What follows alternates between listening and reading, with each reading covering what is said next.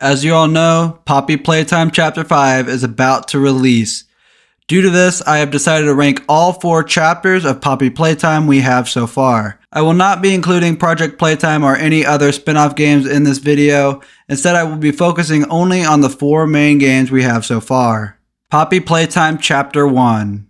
It's the chapter that started it all and introduced us to the franchise itself. In this chapter, you are only granted a short playthrough time, unlike the other chapters coming up. Though in my eyes, I think that making the first chapter short was a good choice in terms of preserving the story for the future games to come on later. Now, I obviously would change my mind on that statement if the first chapter wasn't free, but luckily, Mob Entertainment didn't go down that greedy route and made the first chapter free for everyone to play. Playing this chapter for the first time was a surreal experience and one that I don't think we'll ever get again. Despite later chapters being significantly longer and more in-depth in terms of story, the other chapters didn't have that new feel to it. While playing it, I was completely thrown off guard by how unique the atmosphere and the gameplay felt compared to other toy horror games, like Five Nights at Freddy's. And then you've got that end chase, which is definitely, in my opinion, the best finale we've ever gotten in this franchise. And I personally truly wish Mob Entertainment would go back to those iconic chase sequences. The quick split decisions you were forced to make while Huggy Wuggy is right on your tail made the chapters feel so much more intense. I also love how they throw you off at the end of the chase and make you think that you've beaten Huggy Wuggy until moments later he busts down the door and kills you instantly, putting you back at square one. I can't really think of any cons to this chapter due to the chapter being so short. I also think this chapter was a very solid introduction to the franchise, though due to its short length, I don't feel comfortable putting it into S tier, which is why I'm going to put it into A tier. Poppy Playtime Chapter 2. Now, Chapter 2 had become a step down from Chapter 1's success. In this chapter, we are introduced to a lot more lengthy story elements, but the gameplay felt almost boring. It was very similar to Chapter 1's mechanics and didn't bring many new things to the table, besides the new story elements I already mentioned. Mommy Longlegs felt like a very cartoonish villain as well, especially since the previous chapter's villains were more like a rabid animal thirsty for blood. The switch up to Mommy Longlegs playing an unwinnable game with our character along with somewhat cheesy lines brought the scare factor down quite a bit. Even when you get to the chase sequence at the end of the chapter, it didn't meet up to the expectations I was having. It was just not as scary as the previous chapter was. Though I will say the introduction to the overall villain of the franchise, who we have still not seen fully to this day, was very solid. After killing Mommy Longlegs, the hand of the prototype reaches out to her dismembered body and takes it under a boarded up doorway. This, I thought, really brought some mystery elements to the franchise and a lot of foreshadowing for the next chapters. I also really like how this chapter made us realize something else was going on with these villains other than them being possessed or demonic toys.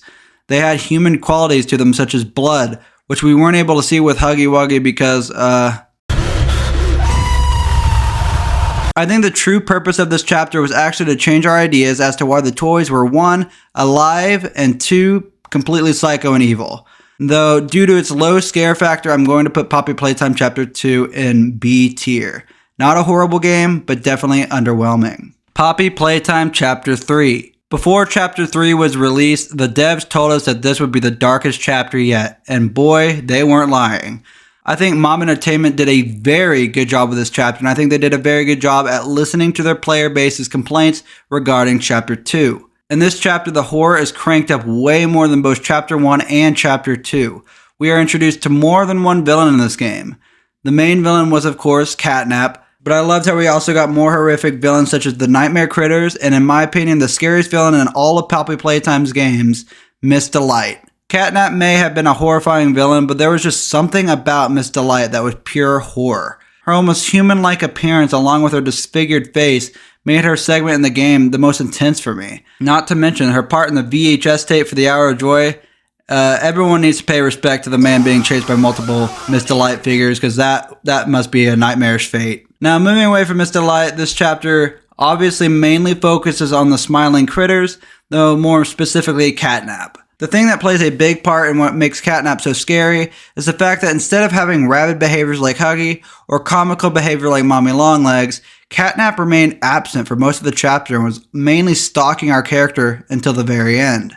Which brings us as the player a lot of tension buildup due to you not knowing when he'll pop up and try to kill us. He also doesn't have many voice lines, which I personally thought was a very great decision by the developers, because it 1, brings build up and tension, and 2, it makes the times that Catnap finally does speak so much scarier. This chapter overall also brought a lot more to the story, revealing the events that led to the shutdown of the Playtime Co-Factory. This event being none other than the Hour of Joy, where every experiment that we have fought so far went on a killing rampage and killed everyone in the factory. This was such a great reveal, and I really hope someday they make a spin-off game where you are in the Hour of Joy. I feel like that would be so cool to see. Though, the only real issue I had with this chapter was the ending boss fight. I feel like this boss fight in particular wasn't well put together and left the player stranded not knowing what to do. I feel like the boss fight should have been a little clearer in terms of the objective instead of leaving the player completely clueless. But all in all, Chapter 3 remains my favorite Poppy Playtime chapter to date due to all the horror aspects and the dark twists that were added. This is why I'm going to put Chapter 3 in S tier.